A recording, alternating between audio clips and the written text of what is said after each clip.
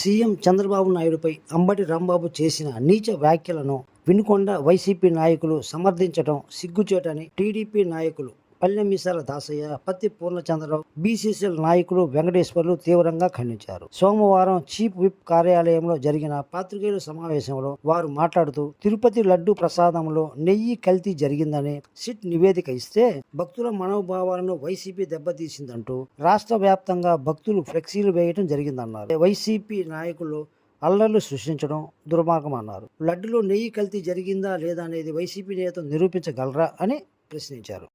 నేను ఒకటే అడుగుతా ఉన్నా, అంబటి రాంబాబు చేసేటువంటి చర్యలు ఒక ఆంధ్రప్రదేశ్లోనే కాదు, యావత్ భారతదేశంలో అలాంటి దుర్మార్గుడైనటువంటి నాయకుడు, అలాంటి పనికి మాలినటువంటి వ్యక్తి ఎక్కడైనా ఉన్నాడని అడుగుతున్నా. ఈరోజు కాదు, మీ ప్రభుత్వ చరిత్ర కూడా తీయండి ఒకసారి. వైసీపీలో అతను మాజీ మంత్రిగా ఉన్నాడు, ఎమ్మెల్యేగా ఉన్నాడు, గతంలో సీనియర్ నాయకుడిగా ఉన్నాడు. నేను రాజశేఖర రెడ్డి గారి శిష్యుడిని అని చెప్తున్నాడు. ఎప్పుడైనా అతని ప్రవర్తన బాగుందేమో ఒకసారి పరిశీలించండి అని చెప్తున్నాం.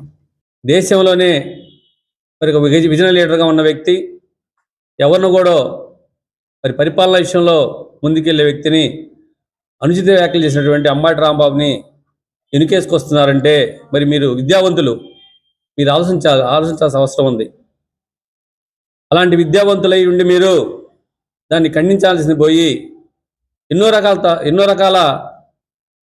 విధంగా వైసీపీ 5 సంవత్సరాల వైసీపీ పార్టీ అధికారులు ఉండి ఎన్నో అరాచకాలు, ఎన్నో అవినీతులు, ఎన్నో దుర్మార్గాలు చేస్తే అలాంటి వాటిని కూడా ఈరోజు చంద్రబాబు నాయుడు గారు పక్కన పెట్టి ఈ రాష్ట్ర అభివృద్ధికి ముందుకెళ్తుంటే వారి మీదే అనుచిత వ్యాఖ్యలు చేసినటువంటి నాయకుల్ని మీరు వెనకేసుకొస్తున్నారంటే మీ యొక్క విధానం ఏ విధంగా ఉందో ఈ సందర్భంగా అర్థమవుతుంది.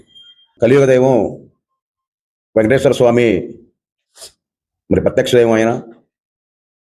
ఆయనకి నిత్యం కైకరాల్లో ప్రసాదంగా పెట్టే లడ్డు తయారీ విధానంలో కల్తీ నెయ్యి కలిపి మరి జంతువులకు సంబంధించినటువంటి కొవ్వు పదార్థాన్ని